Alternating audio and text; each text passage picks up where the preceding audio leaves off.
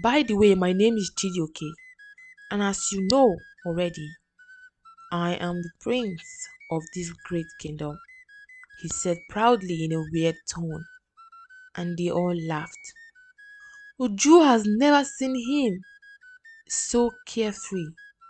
He's always so cold and quiet, and it was obvious that he liked her friend from the way he was looking at her, like she was some type of ripe fruit ready to be devoured. It was getting late, and they needed to get back home to make dinner. So before they left, Chidioke held Oluoma's hand and said, I would like us to meet again. Can you do that for me? Chidioke asked. I would really like that. Just tell me when and where. I will be there. Chidioke was so happy, and soon they left for their home. As Chidioke walked home, he smiled and thought to himself, not only was she beautiful, she is easy to talk to and has a wonderful sense of humor. He likes her and he knows it. And for once, he's going to get what he wants. After their last encounter, Chidioke and Oluoma would always spend their time together. They discussed literally everything. They never ran out of topics to talk about. Chidioke slowly became a happy person. Even his mother noticed he smiled more and he doesn't feel tensed like he used to. She asked him about his sudden mood change, but he wasn't ready to tell anyone about it. Amaka noticed the prince was never at home and wondered where he was going to. She heard rumors that he had been spending time with Uju's friend. She went to Oluoma and confronted her that she was his betrothed and she should leave Chidioke alone. Oluoma never knew the prince was betrothed. He even promised to take her to his parents to introduce her to them. But now she was no longer interested. She felt used and broken. But to make sure Amaka was right about what she had said, she went and asked Uju. Then Uju confirmed it, but also said that it was obvious Chidioke did not love Amaka. Oluoma waited for Prince Chidioke to come the next day and told him about Amaka's confrontation and asked, why are you with me if you are going to marry someone else? Oluoma asked, I don't like her. Believe me, all this was planned by my father. I have spoken to him many times to cancel it, but each reply was the same as the last. No, I cannot. I really love you, Oluoma. You make me happy and complete. I cannot live without you, Chidioke said. I love you too, but I can't continue to see you until I know the betrothal is off. And please stop coming to see me. Chijioke was angry, sad, furious, and emotions were going through him that he cannot explain. Oluoma has been waiting for the prince to come back to her and tell her that the betrothal is off, but he did not come. Then one day, she heard from Uju that the prince was getting married in a month's time, that the date has already been set. Oluoma could not watch to see the man that she loves get married to another. So she left. But before that, she told Uju never to make her whereabouts known to anyone, especially the prince.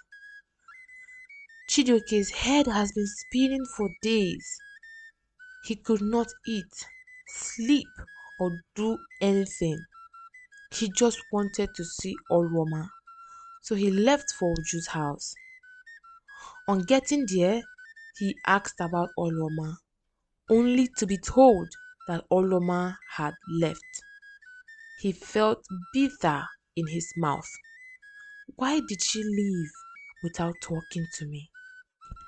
He immediately asked for her location, but Uju could not give it out. Each day for 1 week, he would come to her house. She even felt pity for him and told him that he had to give her something in return for Oluoma's location. Then he asked what it was. I want the moonstone necklace. I have always wanted it. Consider it done, Chijioke said. The next day, he brought it with him and she gave him the wrong location, unknown to him. He traveled without the knowledge of his father to search for Oluoma, but each time, it's always a dead end. When he came back, he went straight to the bush and plucked a poisonous leaf and ate it. Then he went home. Soon, the effects of the leaves were taking place. His skin was turning pale and his lips becomes dry. His mother was worried and asked him what was going on. Then he told her that he has taken a poisonous leaf. And why would you do that? She said. I would rather die than marry that girl father has chosen for me without my opinion. The poisonous leaves that Chijioke has taken has an antidote.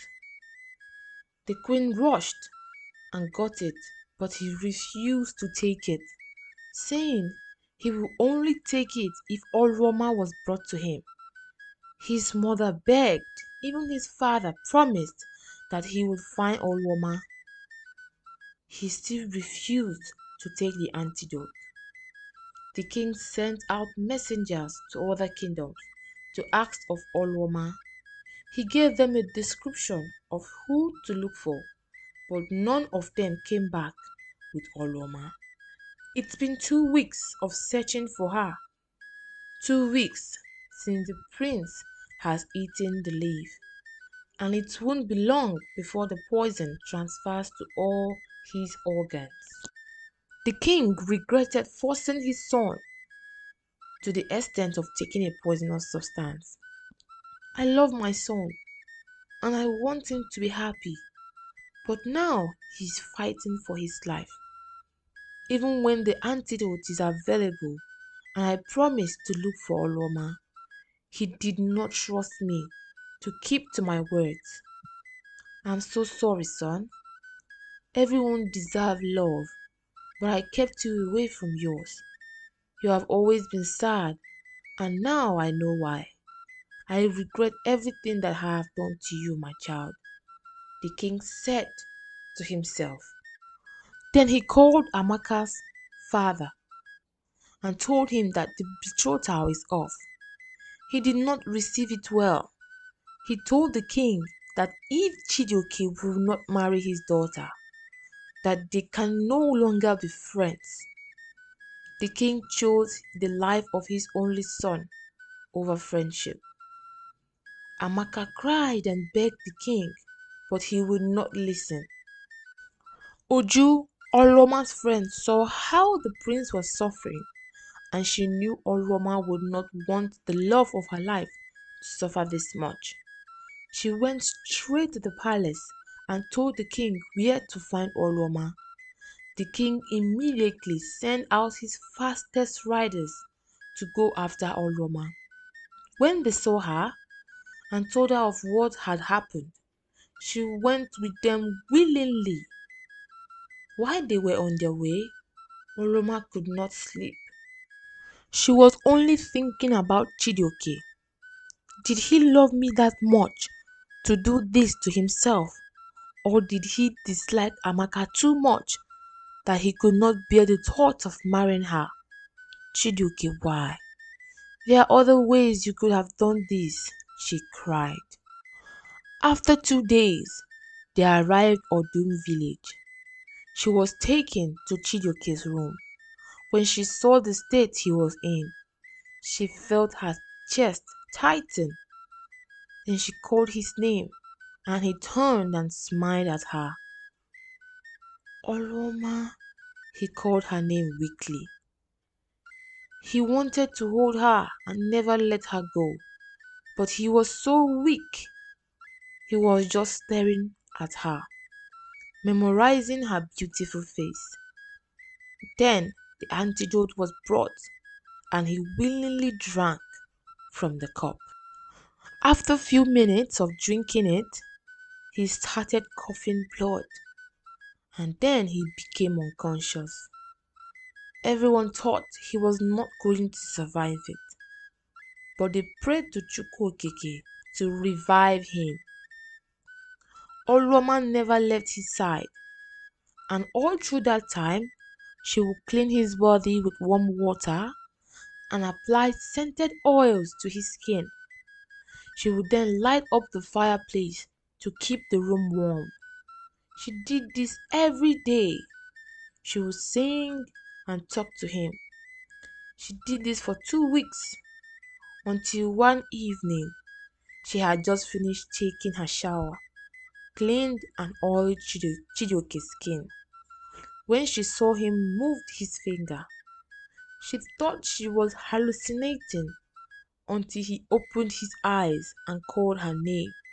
She screamed and tears of joy fell from her eyes. She hugged him and said, "Please, don't scare me like that again, Chijioke." She then stood up to go and call the king and the queen. Chijioke stopped her. "I want to spend this time with you. Have missed you so much. You can tell them in the morning." They spent the night talking and slept during the early hours of the day. When the queen brought breakfast for Oluoma, Oluoma was still sleeping. She tapped to wake Oluoma, but as Oluoma woke up, so did Chijioke. The queen screamed and rushed to call the king that their son is awake. When the king came, he promised not to force him to do anything that he was not comfortable with. Seeing how Oluoma has taken care of their son, he knows that his son is in good hands. So he gave them his blessings. It took some time for Chijioke to heal properly.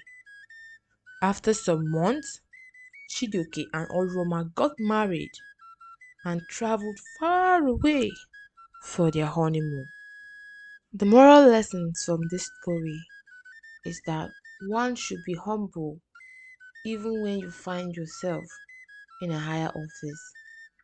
And two, ego can make us lose the things that we love. And the last one, everyone deserves love.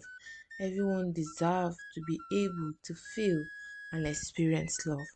Thank you all for watching, and I would like if you can comment, subscribe, and share our videos with your loved ones. Bye.